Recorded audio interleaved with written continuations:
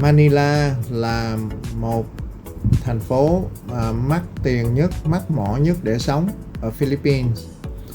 Nó có nhiều chỗ rất là sang trọng, những cái khu phố có những cái con đường đi rộng rãi cho người đi bộ, có những cái khu thương mại cao lớn bán hàng mắc tiền cho khách, cho những người dân Philippines mà thuộc lại có tiền và những khách du lịch.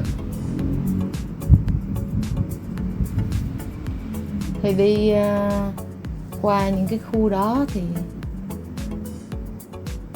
họ sống làm phải nhiều tiền lắm mới sống được trong cái khu đó ha. Đường xá này kia mọi thứ thì dĩ nhiên là nó bỏ tiền ra, nó xây dựng nhiều thì cao cấp thì phải là nhiều tiền mới sống, mới đến đó nổi. Thì chắc là như vậy.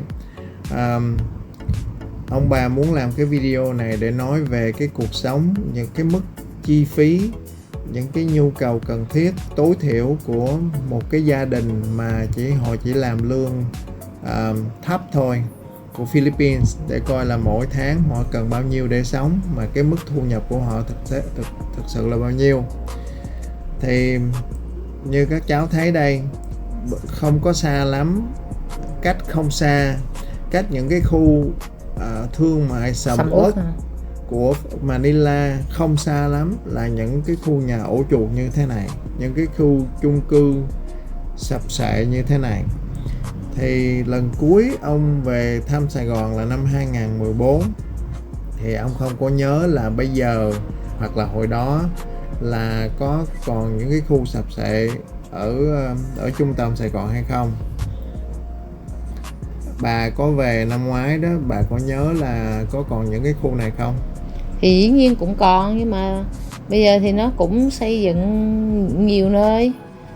Nhưng mà làm sao mà một đất nước có thể mà giàu hết được, vẫn phải có những cái tỷ lệ giàu và nghèo chứ. Nhưng mà nghèo thì chắc chắn là tỷ lệ phải cao hơn là giàu rồi. Thì ở Philippines cũng vậy, cái thành phần nghèo thì vẫn nhiều hơn thành phần giàu. Những cái dữ liệu mà ông sẽ nói trong cái video này là ông và bà thu thập được từ các cuộc phỏng vấn những nhân viên làm ở khách sạn, những tài xế lái xe Grab, những người bán hàng ở khu thương mại.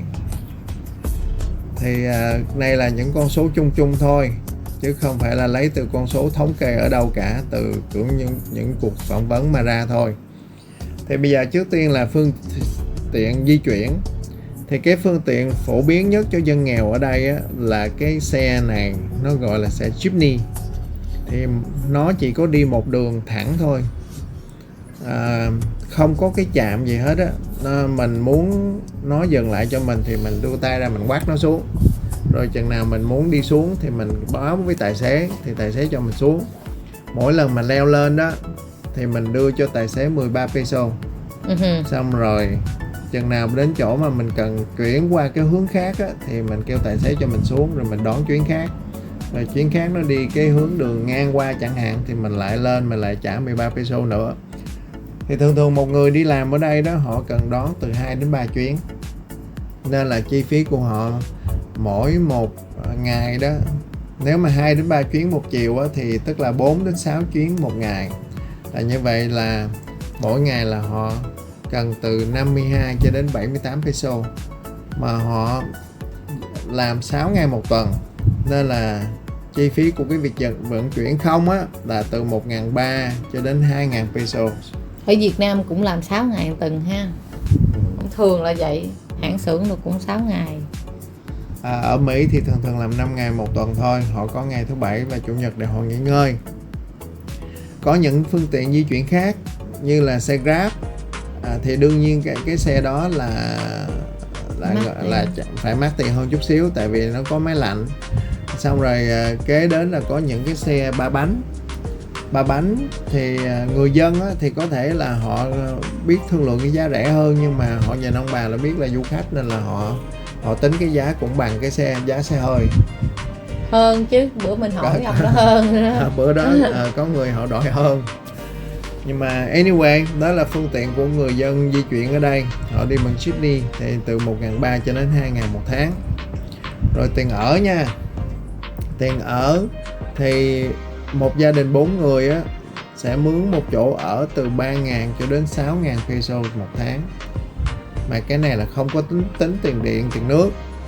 Nếu mà tính thêm tiền điện, tiền nước, tiền điện thoại nữa thì họ phải trả từ 1.500 cho đến 3.000 pesos một tháng cho những cái khoản đó. Để đến cuối rồi ông sẽ mà cộng. cái chỗ nhỏ xíu À, nhỏ chứ đâu có lớn đâu. thì đương nhiên rồi, họ phải ở vừa túi tiền của họ chứ em. Bây giờ đến tiền ăn với lại tiền mua đồ về nấu ăn á, là gia đình 4 người đó họ sẽ tốn khoảng từ 7.000 cho đến 10.000 pesos một tháng.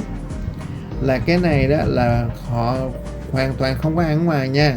Còn nếu mà ăn ở ngoài là chỉ có đi những quán bình dân thôi. Những quán bình dân là ông bà không có chiếu trong cái video kỳ trước khi mà nói về đồ ăn. Những quán bình dân á, thì khoảng chừng 60 pesos một món, tức là khoảng $1 đó. Nhưng mà ông nghĩ là phần lớn họ phải mua đồ ở vỉa hè về để họ nấu thì nó rẻ hơn. Đó, nếu mà cộng hết những cái khoản tiền đó đó là họ cần tối thiểu là 12.800 pesos một tháng. Còn cái mức đầu trên đó là 21.000 pesos một tháng họ cần. Vậy bây giờ mình phải nói về tiền lương của họ. Như vậy á, thì cái người dân ở đây, cái mức trung bình họ làm tiền lương là bao nhiêu? Cái mức lương tối thiểu ở Philippines á, là 645 đồng một ngày. Là cái đó là làm 8 tiếng một ngày. Nếu mà họ làm thêm giờ đó thì họ được trả thêm, nhưng mà đây không giống ở Mỹ, họ không có trả tiền phụ trội. Nên là họ cứ tính chia ra 645 chia cho 8 là coi như là mỗi tiếng á, là sẽ được khoảng 80 pesos.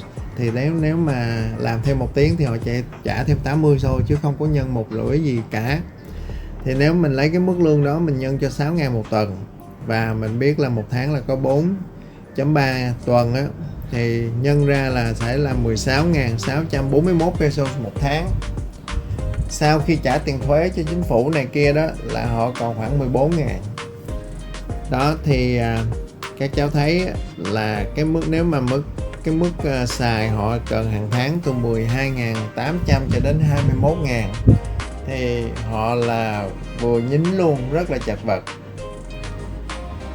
Thường bên đây á, là chồng đi làm, vợ ở nhà với vợ con nhà cái giữ con. Ừ.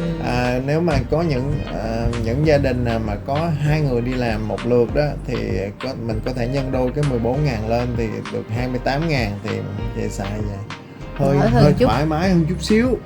Nhưng mà nãy giờ đó là ông bà chưa có nói về cái phần y tế nha. Bên đây không có chương trình y tế của chính phủ cho dân nghèo đâu. Phải tự bỏ tiền túi ra nếu mình cần đi bác sĩ. Thì thí dụ như là bây giờ nhổ cái răng đi chẳng hạn, cần đi nhổ cái răng là đi vô văn phòng nha sĩ là từ 1.000 cho đến 1.000 pesos một cái răng.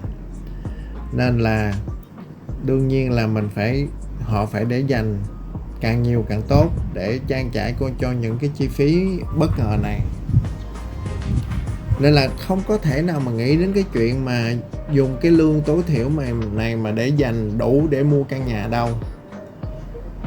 Nên là thường là họ ở chung với lại cha mẹ của họ. Nếu mà cha mẹ họ có nhà thì có một ông tài xế Grab, ông bà phỏng vấn đó thì ông nói là ông có 4 anh em cả thảy, thì ai cũng có vợ có chồng hết rồi, nhưng mà không có ai có khả năng mua nhà hết. Thành ra là 4 gia đình đó ở chung với ông bà già, là cả 5 gia đình cả thảy ở chung trong một căn nhà. Giống chạy tị nạn. Thấy họ sống khổ ghê chưa.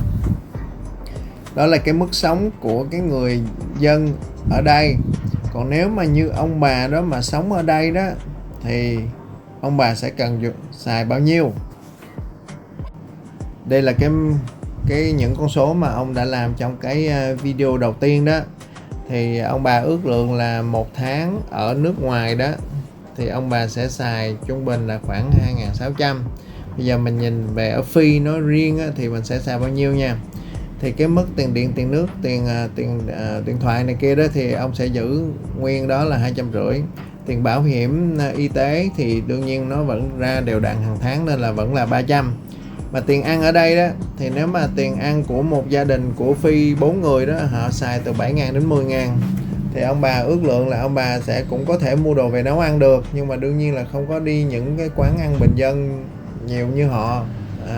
Thỉnh thoảng sẽ đi vô mall ăn này kia đó thì ông bà ước lượng là gấp đôi là 20.000 peso, là tính ra được sẽ là 345 đồng tiền Mỹ. Tiền vận chuyển thì ông bà cũng tính gấp đôi của họ, tại vì ông bà sẽ không có cần phải đi mỗi ngày, nhưng mà mỗi lần đi á, thì chắc cũng không có đi những cái xe jeepney như họ đâu, mà chắc cũng đón xe Grab này kia. Nên là ông bà sẽ ước lượng gấp đôi, là họ cần 1.300 cho đến 2.000 á, thì ông bà sẽ xài khoảng 4.000 peso, tức là tính ra là 69 đô Mỹ. Tiền nhà nếu mà họ xài từ 7.000 cho đến 10.000 peso đó thì ông bà có thể là sẽ ở cái khu khá hơn chút xíu, cho cái nhà nó hơi tiện nghi chút thì ông bà sẽ ước lượng cũng gấp đôi cái số đó là 20.000 peso, tức là tiền phòng sẽ tính ra là 345 đồng một tháng. Tiền linh tinh đó, thì thường ông ước lượng tiền linh tinh là khoảng chừng 20% của tiền ăn, nên là nếu tiền ăn là 20.000 peso đó thì ông sẽ ước lượng là tiền linh tinh sẽ xài là 4.000 peso, là gọi là 69 đồng tiền Mỹ. Thì nếu như vậy á, thì 10% của cái tổng số này á, thì mình sẽ dùng cho đóng góp cho nhà thờ và giúp đỡ những người nghèo, thì là 153 đồng, nên là cộng lại là ông bà sẽ, nếu mà ở Phi đó, ở ngay Manila đó thì ước lượng là xài khoảng 1.531 đô la Mỹ một tháng. Sau mấy ngày mà mình ở Manila đi vòng vòng thì thấy cuộc sống người dân khổ. Thì bữa mình đi bộ tới cái park chơi, cái bạc tên gì anh em quên rồi, Rizzo Park. Thì thấy người ta biểu tình quá chừng. Thì anh Huy mới hỏi vài người. Thì ông mới phỏng vấn một vài người thì họ mới cho biết á, là họ phẫn nộ bởi vì cuộc sống người dân thì khổ mà chính quyền thì cứ tham nhũng, cứ lấy tiền bỏ túi, cứ đưa ra dự án này dự án kia để xài tiền của dân. Nhưng mà không có thấy cái chuyện gì xảy ra hết, nên người dân họ gọi những dự án này là dự án ma, bởi vì chỉ có làm trên giấy tờ rồi mấy ông chia nhau bỏ túi, trong khi không có ai thấy chuyện gì xảy ra, giống như là ma vậy đó. Dân thì khổ quá. Đó là những giá cả và những cái chi phí của người dân của Philippines. Thì đến đây là sẽ kết thúc cái video cuối cùng ở Manila. Thì thực sự là đây đã là ngày thứ 3 ông bà đến Bangkok rồi. Cảnh đằng sau là cảnh của cái mall ở trong Bangkok đây, thì ông bà đương nhiên là sẽ quay cảnh Bangkok để làm các video kế tiếp. Nhưng mà bữa nay là mình phải chốt lại cái video cuối cùng của Philippines này. Vậy thì em sau 3 tuần ở Manila em có cảm tưởng gì? 3 tuần ở Manila hả? Đủ rồi. Đủ rồi hả? Có cảm tưởng gì khác không? Nói chung là cũng không có gì gọi là khác lắm so với những cái chỗ khác, mà nói chung người dân này kia mọi người thì vui vẻ, ăn uống thì cũng ok, nhưng mà nếu mà không thấy là thực sự là cũng không thấy nhiều người nước ngoài họ đến họ ở hay là họ du lịch nhiều giống như mình đã đi qua bên Nhật. Anh thấy sao? Thì Phi làm sao mà so với Nhật đâu. Nhật là đứng đầu của châu Á mà năm sau đó nếu mà ông bà đi du lịch nữa đó thì chắc chắn là sẽ quay lại Phi, nhưng mà có lẽ là sẽ không quay lại Manila, tại vì mình chỉ có được 29 ngày ở với tư cách là công dân Mỹ mà không có cần phải xin visa, nên là ông bà sẽ ở thẳng một cái đảo nào đó, ví dụ ở Davao chẳng hạn. Mặc dù là thời gian ở Manila là cũng có ấn tượng tốt, đặc biệt là gặp những người rất là thân thiện, ai cũng thân thiện hết á. Giống như là đây là ảnh của những người mà nhân viên ở trong khách sạn ông bà ở đó, ai cũng phục vụ ông bà với một nụ cười trên môi. Đây là chỉ có một vài nhân viên làm tối hôm đó thôi, còn có một vài người khác bữa đó không có làm. nhưng mà ông bà có ấn tượng rất tốt về những người này. Đi ra đường gặp những người tài xế lái xe Grab hay là những người nhân viên bán trong thương mại, ai là cũng rất là niềm nở, dễ thương. Người dân Philippines rất là dễ thương, mặc dù là cuộc sống của họ là rất là khó khăn.